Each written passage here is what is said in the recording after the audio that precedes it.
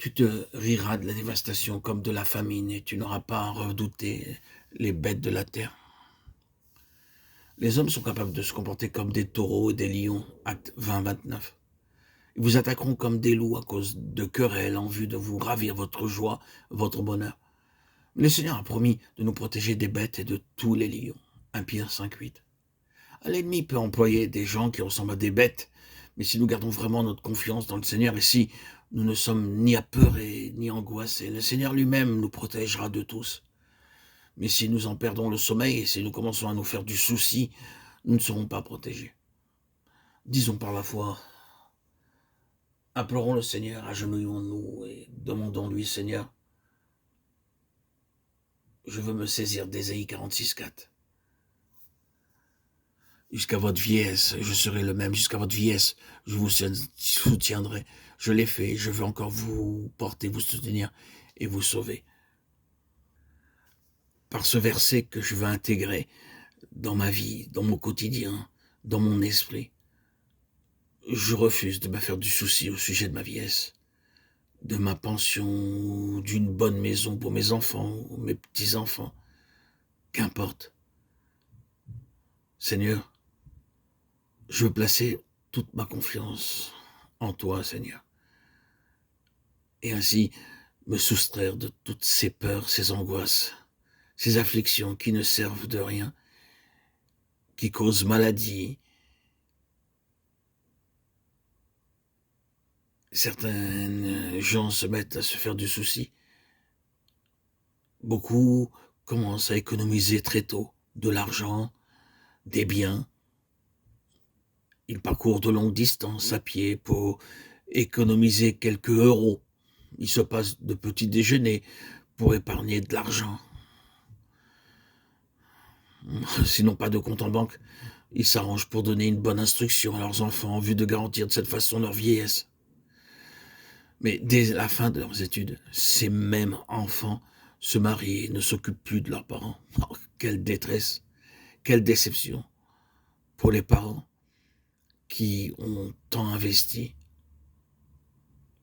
Certains dépendent de leur police d'assurance, de fonds de prévoyance, de mutuelles et autres assurances dans lesquelles ils ont placé beaucoup d'argent.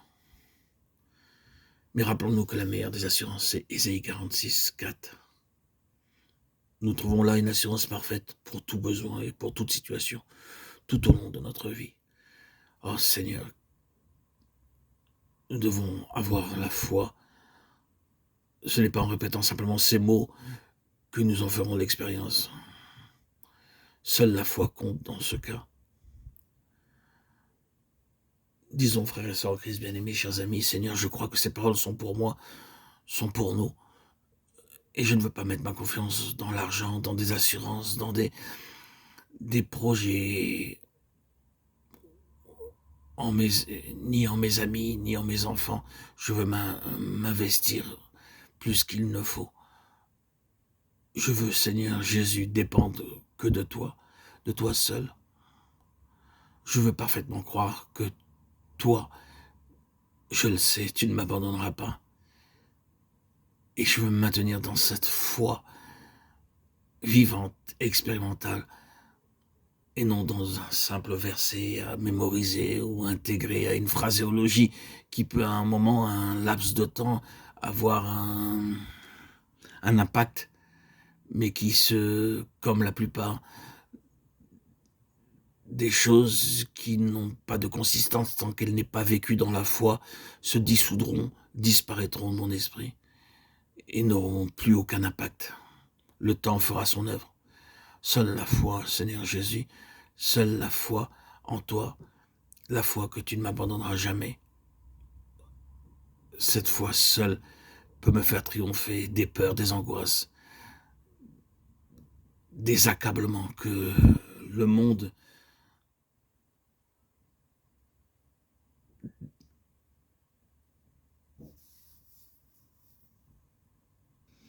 par toutes ces forces maléfiques qui ne sont pas de toi, Seigneur, veulent m'assujettir. Seigneur, je me décharge sur toi de tous mes fardeaux. De tout mon cœur, Seigneur, je te prie de me donner cette foi forte et vigoureuse, cette foi édifiante qui me permet d'arriver au bout de la course. Seigneur, je sais qu'à mon insu, tu pourvoiras toujours à mes besoins, à tous mes besoins. C'est là un magnifique espoir, une espérance qui est accordée à tous ceux qui vivent de la foi et marchent par la foi en communion avec ton Saint-Esprit, Seigneur Jésus. En là réside toute la clé de tout succès, la clé de toute confiance, de toute assurance. La peur alors n'a plus d'impact sur nous, ne peut plus maintenir sa force.